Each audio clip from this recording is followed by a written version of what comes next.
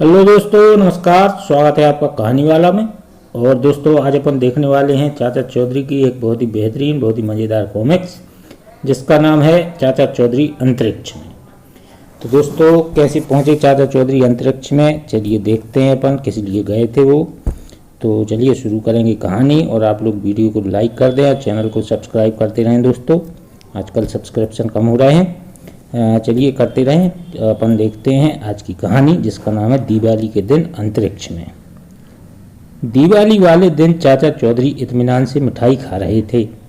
अरे चौधरी साहू कहाँ है? आज मैं मुकाबले के लिए आया हूँ। आपकी तारीफ? मुझे भटिंडा राम आतिशबाज कहते हैं। भाई बटेरबाज और कबूतरबाज तो बहुत सुने थे, पर यह आतिशबाज क्या भला है? लीजिए मिठाई खाइए। नहीं, रहने दो।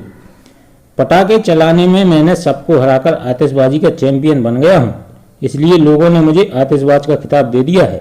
आज मैं साबू से मुकाबला करने आया हूँ। देखो, साबू उल्टे दिमाग का आदमी है, उससे तुम टक्कर ना लो तो अच्छा है। तुमने अभी मेरे एटम बम नहीं देखे, तभी यह कह रहे हो। देखो, मैं अपने एक बम को आग लगा रहा हूँ। आग लगाने के बाद उस पर एक डब्बा रख दिया। बड़ा देखा वह डब्बा कितना ऊंचा गया। लो, वह साबू आ गया। चाचा जी, सारे बाजार में मेरे साइज की आतिशबाजी नहीं मिली, इसलिए मैंने खुद ही कुछ बम पटाखे बनाए हैं। साबू, आज दिवाली है, पटाखों का मुकाबला करेगा? हो जाए। एटम बम को आग लगाकर उस पर डब्बा रखना है, जिसका डब्बा ज्यादा ऊपर जाएगा वही जीता। ठीक है। लो, पहले मैं अपने बम को आग लगाता हूँ। ऊपर डब्बा भी रख दिया। बम! मेरे पटाखे के ऊपर डब्बा आएगा नहीं, इसलिए अगर मैं उस पर यह तारकोल का खाली ड्रम रखूं तो कोई ऐतराज तो नहीं? हरगिज नहीं।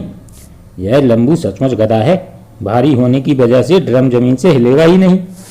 साबू अपने बम को आग लगाता है। लो, मैंने उस पर ड्रम रख दिया। टाँ टाँ फिस, तुम्हारा पटाखा चला ही नहीं। अरे मैं जीत गया, मैं जीत। धड़ाम! जब वह इतनी ऊंचाई से गिरेगा तो उसकी हड्डियों का सुरमा बन जाएगा। वह नीचे नहीं गिरेगा, क्योंकि वह अंतरिक्ष में जाकर पृथ्वी के चक्कर लगा रहा है। बाप रे, वह पटाखा था या हाइड्रोजन बम? साबू के बम पटाखे से भटिंडा राम अंतरिक्ष में जाकर पृथ्वी के चक्कर काटने लगा।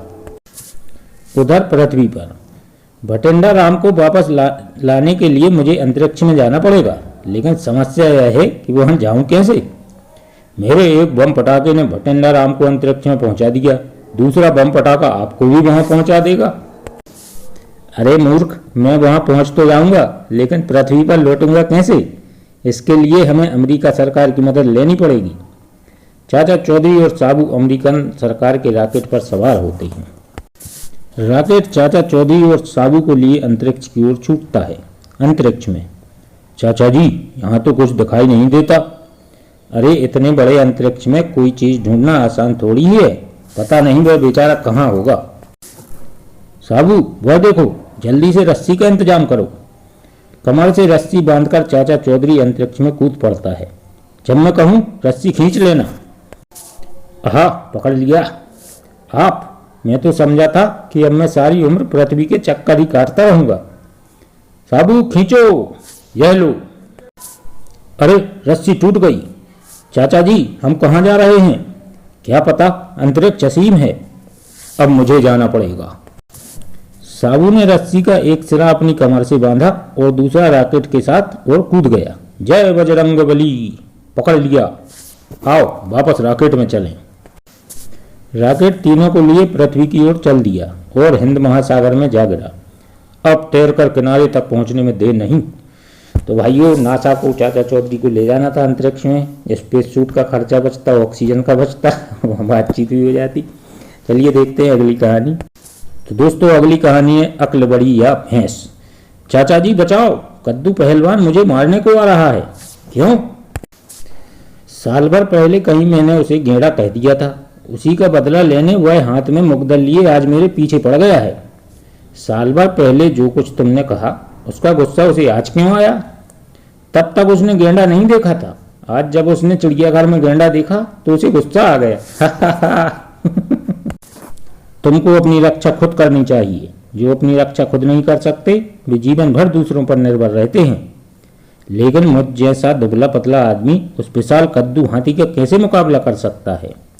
देखो, लड़ाई ताकत से नहीं अक्ल से जीती जाती है। लेकिन वह इस समय भयंकर गुस्से में है और उसके हाथ में मुग्दल है। यह तुम्हारे लिए और भी अच्छी बात है। गुस्से में आदमी की बुद्धि आधी रह जाती है। लेकिन मुझे कोई दाव पेंच तो बता दो। ठहरो, मुझे थोड़ा सोचने दो। चाचा चौधरी अपने दिमाग की तह तक पहुंचता है। देखो, तुम ट्रिक नंबर 253 काम में लाओ, उससे वह चित हो जाएगा। अगर उसमें कुछ दम बचा हो तो फिर ट्रिक नंबर 340 काम में लाओ। तभी कद्दू पहलवान फुंकारता हुआ आता है। मच्छर, एक ही बार से मैं तेरी चटनी बना दूंगा। 1, 2 और 3। वह नीचे बैठ जाता है। हाय, मर गया। कमबख्त, अब उस खंबे से जा चिपका है। बुज़दिल कहीं का, चल इधर आ। नहीं आता? देखता हूं तू उस खंबे को कैसे नहीं छोड़ता। ओह, बचाओ। हा हा, देखा, उसकी ताकत ही उसकी हार का कारण बन गई। तो चलिए दोस्तों, आज की वीडियो यहीं तक। कल मिलते हैं आपसे कुछ नई कहानियों के साथ। तब तक के लिए नमस्कार। जय हिंद, जय भारत।